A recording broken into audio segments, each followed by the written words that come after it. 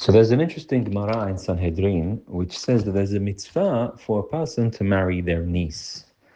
And that's understood by the Rambam to be both the daughter of your sister and also the daughter of your brother.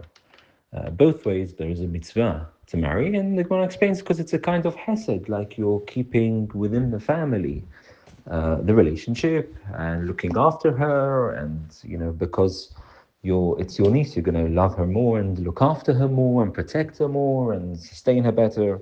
So that's what the Gemara said, and it's even recorded in the Ramah from 450 years ago. It's recorded in the Ramah that there is a mitzvah for a person to marry their niece, both their niece through their sister or their niece through their brother.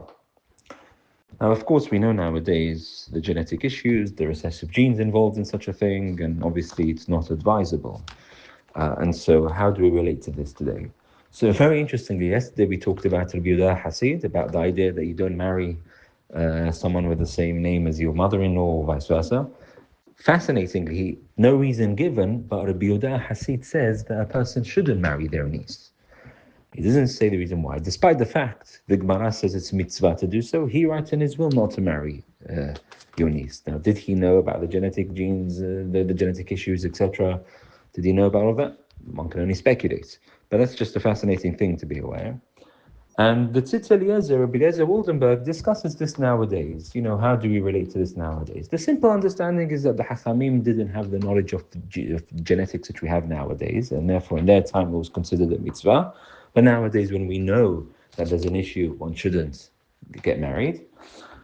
The Tzitz HaEzer, Rabbi Eliezer Waldenberg, says something different. He says, look, the whole reason why it's a mitzvah for a person to marry their niece is because you're doing a hesed, you're looking after your own. You're looking after within the family. He says this only applies when you're doing it for the mitzvah.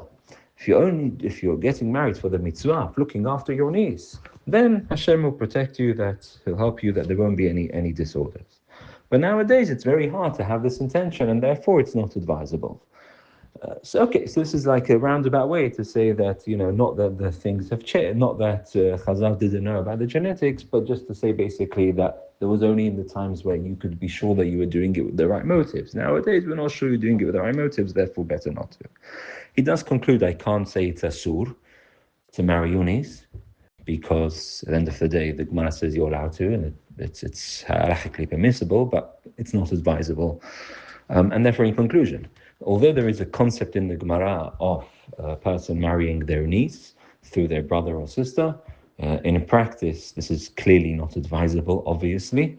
Rabbi Yehuda Hasid already said 800 years ago not to, and even the contemporary poskim are saying that this was only applicable in the times of the Hachamim, but not nowadays. But theoretically, and we know this did happen, and certainly in Middle Eastern countries, this concept did happen till not so long ago, that people did marry their